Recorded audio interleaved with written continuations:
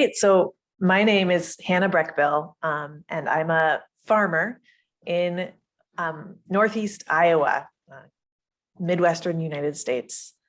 I raise organic vegetables, grass-fed lamb, pastured pork on 22 acres of land here. And there's a lot to say about how I got here and that story.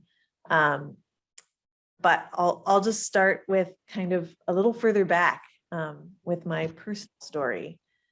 When I started, I'm a farmer now, but I started out my adulthood thinking that I would be a mathematician. I loved math and I still do love it because of how clear it is. In pure math, you decide on a set of axioms, a handful of things that you take to be true, such as there is exactly one line between any 2 points. And then you see what emerges from those truths. From Euclid's 5 axioms, you get an entire world of geometry. It's elegant in its simplicity. And if we remove one of those axioms or change it slightly, we're suddenly in an entirely new world. And we can discover the nooks and crannies of it by following various paths and puzzling it out. So when I was in college, this creation of abstract worlds in my head, for the simple pleasure of seeing where things lead, was fun for a while. I was good at it. But I was also beginning to realize that the real world, the world of soil and rivers and messy human relationships, also needed my engagement. In the real world, in real life, truths are harder to find than in mathematics. They're less clear and they're more subjective. In math, we can decide what's true one day, kind of follow where it goes, and then change our truth the next day and follow that. But when we move out of abstraction and into real life, truth becomes something that we have to share, that we can only move toward collectively. So in 2008, when I was starting to think about what the real world needed of me, a lot of big, messy things were on my mind. Mass incarceration, ethnic conflict, climate change, race, and privilege. And I didn't feel equipped personally to deal with any of those real world problems. I admired the people who had solutions to them, who spoke about them, passionately called us to action, but I didn't know how to be one of those activists. Luckily, some of my friends were food activists.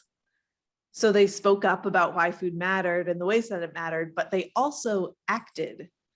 They planted seeds, they cooked for each other, they tended compost piles. They were capable of manifesting their values and visions in their daily life. That was a relief to me. So many of the problems of the world were too big for me to see how an action of mine could make an impact. But I could see how planting a seed could feed people, how sharing a meal could connect people to each other and to the land. So that's how I became a farmer. I said sorry to my math professors who had been so eager for me to go to graduate school, and I headed toward my first farm job, managing a community-supported agriculture program. Incidentally, I was discovering my queerness at this same time. I was learning that the relationships I was drawn to were not the ones that were expected of me. And that because there were fewer models for lesbian relationships, I was going to be charting my own path as a queer person in a straight world. The axioms of the straight world were ones that I had accepted in my life, but one little shift, one opening of possibility of what romance and partnership could look like, completely transformed my world. So here's my definition of the verb to queer. To queer something is to uncover and question norms and assumptions about it, and then to build relationships and systems that meet our needs better. I'll say that again. To queer something is to uncover and question norms and assumptions about it, and then to build relationships and systems that meet our needs better. Or if we're using the language of math, to queer something is to go back to its axioms and then bend them to achieve a more elegant solution. Obviously, coming out as queer was a queering of my life. I looked at assumptions about who I would have romantic relationships with. I allowed myself to question them and engage with other possibilities. And then I built relationships and an identity that worked for me. Switching from math to agriculture was also a queering of my life. I let go of the assumptions that other people were making of me, that I should have a stable, comfortable career, that my aptitude for math should define my life's work, that activism is something you do on the side of your 9-to-5 job. Instead, I built a career based on a new premise, a different axiom, that my life could be one of action and integrity, of taking tangible risks with my whole self toward a better world. What I'm aiming for now is a bigger queering, a collective queering. The problems that we face in our world today are collective problems, ones that we have to grapple with together culturally. Climate change is the big issue that I'm here to talk about today. And the context and experience that I bring to the conversation is that of agriculture in the Corn Belt of the United States. I live and farm on land that was once home to and tended by Lakota, Meskwaki, and Ho-Chunk people. It's on the edge between the eastern woodlands of North America and the tallgrass prairie. The oak savanna biome that was here generated incredible fertile soils and a massive diversity of both plant and animal life. When white settlers came here, they brought with them norms and assumptions that were new on this landscape. Many of these norms, their axioms, were economic. For example, the concept of land as private property that one could sell or pass on to heirs was completely foreign to this place, to this ecology. Similar to the way that changing axioms in a mathematical context can create an entirely different set of results, the settler colonial mindset and the way of using the land, the settler colonial economy, has created an entirely changed landscape in less than 200 years. Instead of a perennial prairie and intact, abundant ecosystems, we have this vast eroding monoculture of corn and soybeans. The axiom of land as individually held private property creates a world of ecological destruction. That's hard to hear for people and a society that lives by that axiom. Sadly, we aren't going to abolish land ownership anytime soon. So as we work on transforming human economies and culture to something better aligned with a livable planet, we also need systems on all levels to preserve and regenerate ecological diversity and resilience. We need to work within the system even as we bend its axioms. But let me talk a bit about how climate change results from the axiom of private property. Early homesteaders in the United States often just generated subsistence from their land holdings, which were originally received at no cost from the US government, stolen from indigenous people. These people gradually built rural communities, which did have more resilience than individual homesteads, but still they relied on clearing the land of its original inhabitants, both human and plant, and replacing them with something productive, which required new inputs of materials and labor, a much less elegant way of existing in the ecosystem. As the years progressed, the land has accrued in value, which makes sense. The earth is the source of all wealth, after all. And this accrual in value meant that people who inherit land are receiving an incredible amount of wealth that's divorced from the value of the income that can be made from farming it. And since the first people who were permitted to own land in the United States were white, inheritance of land magnifies white privilege and racial inequity. The other result of land's accrual in value is land consolidation. Over time, the only people who are capable of leveraging enough capital to be able to buy a farm are those who already own land. That creates a class of landowners as distinct from land workers. The original homesteaders struggled and worked incredibly hard. They lived absolutely admirable lives considering the axioms they were operating in. They were working toward a better world for their descendants. But now we're living in the results of their imaginations. We've fully explored the world that is made by the axioms of settler colonial private land ownership and inheritance, and its results are dystopian. The majority of land in Iowa is not farmed by its owners. It's instead rented out to tenant farmers. That means that its owners are receiving a passive income from a distance while dictating what is possible or allowed on the land here. Their incentive is income, which means expecting tenant farmers to raise commodity corn and soybeans as profitably as possible. Profitability has been dictated by policy in the United States, with massive subsidies going to prop up the agriculture industry so that landowners can be paid. These subsidies enable extractive practices to continue well beyond the point where the land says no. They disconnect the agricultural economy from the natural feedback that the earth is giving us. As permaculturalists, of course, we know that climate change would literally be reversed if soil organic matter content went up just 1% around the globe. To contrast that possibility with the extraction and erosion that we see instead is heartbreaking.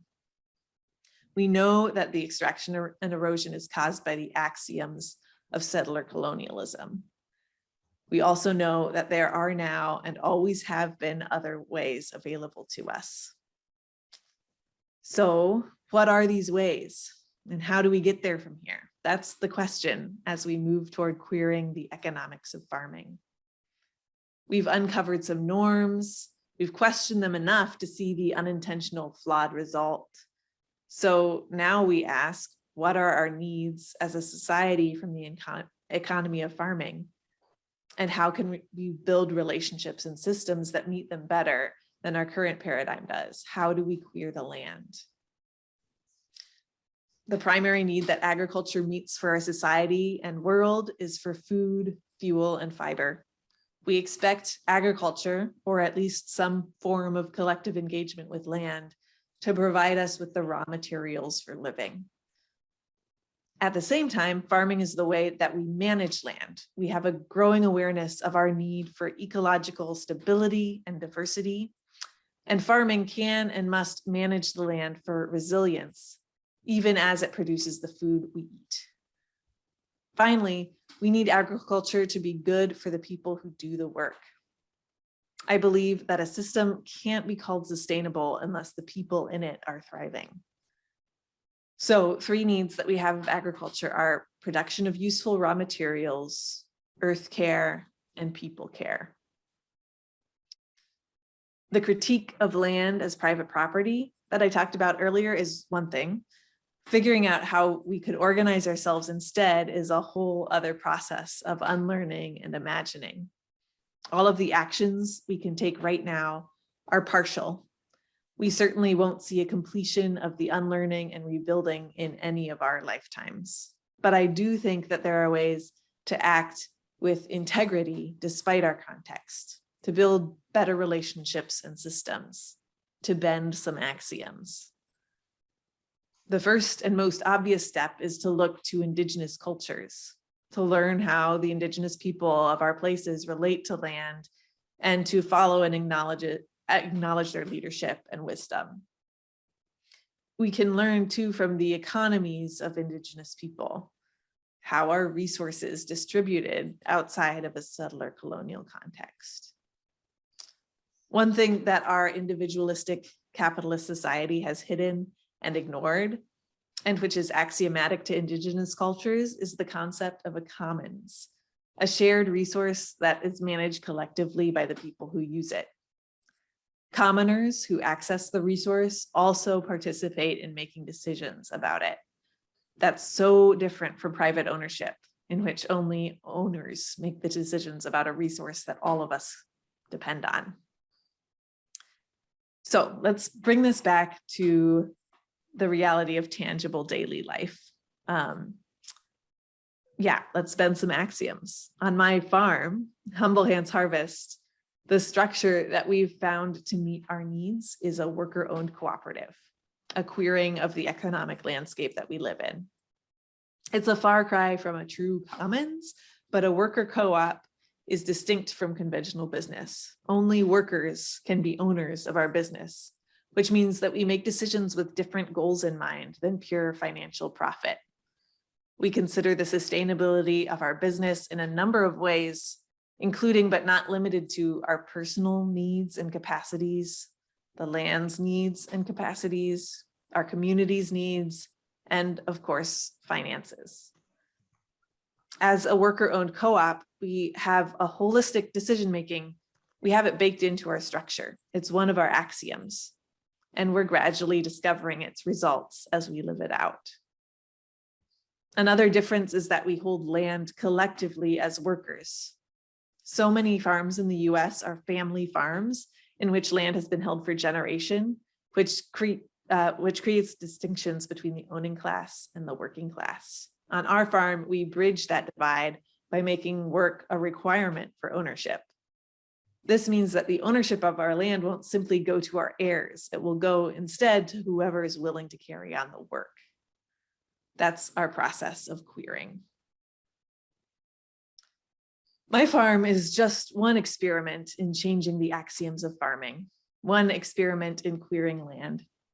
There's so many norms and assumptions that we live by as a culture, which we don't have to keep. They could be uncovered and redefined. We can begin to tell a different narrative, to lift up values that have been hidden in our dominant culture. We can redefine our axioms of living and relating.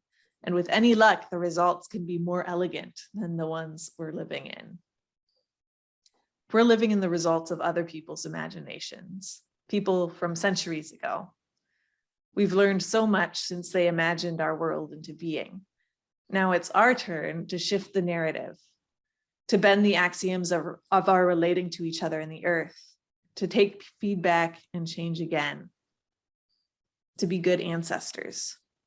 We can be in a constant process of queering, each of us taking our own tangible steps toward the more whole world that we need. Thank you.